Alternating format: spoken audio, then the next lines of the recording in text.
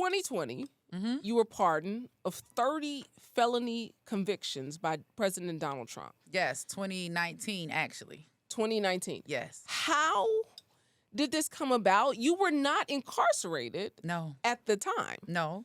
Yeah, so how did this even come about? 15 years after the fact. Yeah. My godmother, Alveda King, had a very close relationship with President Trump, their family, just from way back prior to me. And one of his initiatives was criminal justice reform. Yeah. And she asked me if I would go in and share my story with him about how I had given birth to my daughter chained to a bed in a prison, in a Georgia state prison. And at first I was very reluctant, like everybody else. I didn't want to go in. I mean, I had read all of the media reports. I didn't think that he would even acknowledge me, let alone hear me. But I prayed about it. And at the time I was watching the news and I was seeing so many people advocating for separated families at the border. Yeah. And it kind of put me in my feelings because I'm like, here we are coming together to fight for families to be reunited at the border. But what about the families that have been separated in the border? Yeah. Right? You guys fighting at the border, but let's Yeah. talk about what happens in the border. And reality was that anybody that's arrested for any type of crime, even if it's driving on a suspended license, you're going to be separated from your child. Mm-hmm. And of course, my situation was much more dire because this was a nonviolent crime. And I remembered women that were incarcerated with me that weren't as lucky as I was, that had family to, take their children. And these women lost their children to the state. And so I said, I'm going to set my feelings aside and I'm going to go in and I'm going to share my story. So here I am, going from prison basically to the palace, walking in the White House to share my story with President Donald Trump. And I was surprised by his reaction because after I shared my story with him, I did see a tear well up in the side of his eye. Really? And he made it illegal for them to chain women to the bed during childbirth because of my story.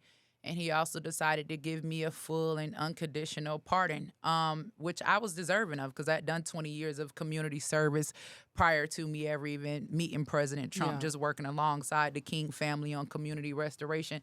So it was something that not only was given, but something that was well-deserved. And I'll just say I took that pardon and ran with it. I mean, I want to go back because when you say that you were chained to this bed, when I listened to you tell the story on one of your previous interviews, you said the sheriff was asked to leave the room. Yeah, he was. And he refused. The doctor said she's not going anywhere. Where are you going to go? I mean, you got a 7-pound baby coming out. She's not going anywhere. Right.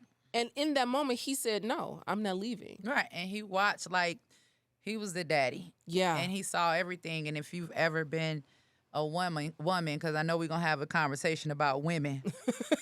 But if you've ever been a woman and you've given birth, then you know that everything is out and in the open. So if there was ever a time that I felt dehumanized or I felt as if slavery existed, it was in that moment. Whew. I literally thought to myself, like, this is what slavery felt like, being chained to a bed, white man standing over you with a sheriff hat on, all in your butt, and then these people literally taking your baby from you. That had to be what slavery felt like. I mean, you said you felt powerless. Yeah. And I think that when you hear that, the humanity of that is like no woman, no person wants to feel that way. Right, of course.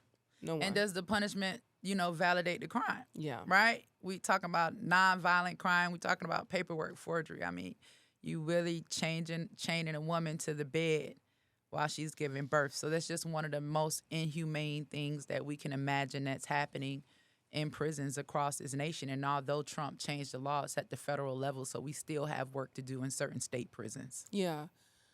You said for the crime that you were in, nonviolent, insurance fraud was one of the crimes that you were involved with. Right. And you tell your story in your memoir, Life of a Real Housewife, which you were not on the show.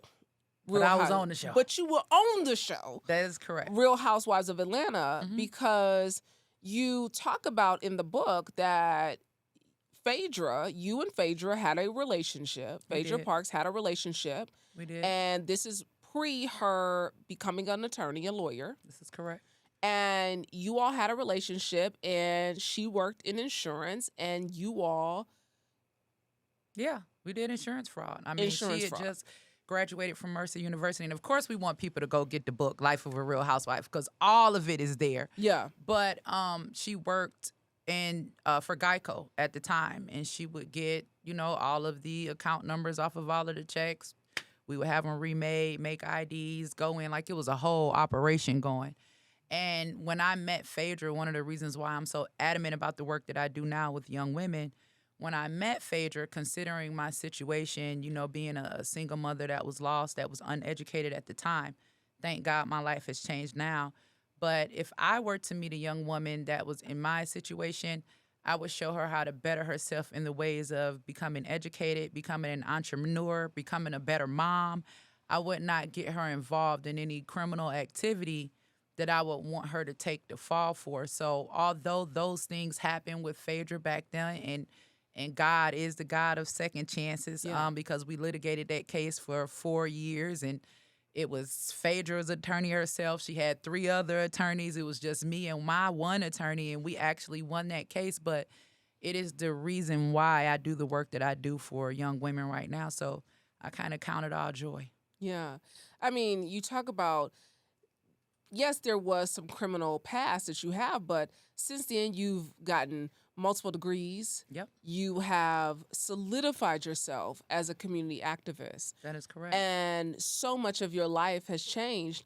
When did the shift happen in your mindset? It happened once I got released from prison, because while I served, even though I only served 2.5 years in prison, but let's talk about what happened during that time. Yeah. I had given birth to my daughter chained to a bed. They given her to my mother. 6 months after that, my mother died of a massive heart attack. By the way, Phaedra was at the funeral holding my baby, Holding your crying baby, with I the rest heard of that. my family. Yeah. As if, anyway, let's just keep going. But my grandmother died 6 months after my mother died. Then I'm released from prison. 6 months after that, given a $25 check and a bus ticket and told to go start my life over. So it was that transition, and I think it was more so of God putting me in a situation where I realized, like, I really couldn't call on anybody but Him.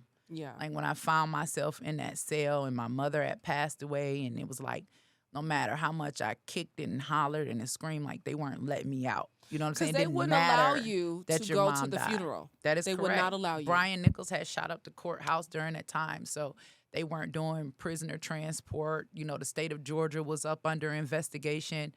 And I think it was in that moment that I realized that I did not have any control over my life. Because up until that moment, I felt like no matter how bad things got, I could always wiggle my way out of it, or I could call my mom, or I could call my dad, and somebody could come save me.